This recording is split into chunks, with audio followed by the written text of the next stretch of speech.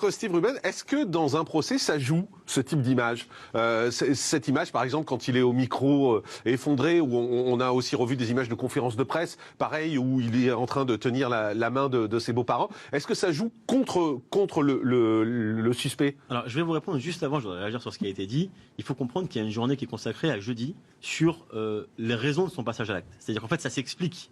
Ce garçon devait s'inscrire dans le déni, ça semble évident. Et c'est malheureusement le lot commun de plusieurs affaires criminelles d'ailleurs au correctionnel où les gens ne veulent pas voir la réalité en face et donc s'inscrivent dans un déni au point même parfois qu'ils se convainquent eux-mêmes qu'ils sont innocents. Ça arrive fréquemment.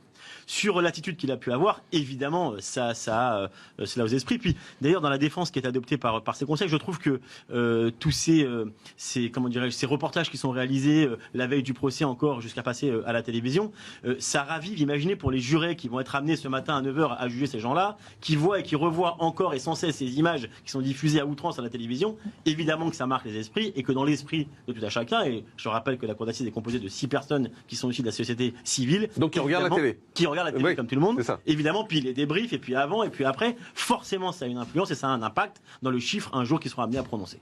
On va continuer à suivre cette affaire pendant toute cette semaine, bien sûr, Maître Steve Ruben. Merci d'avoir été avec nous, avocat pénaliste. Olivier Robert, merci.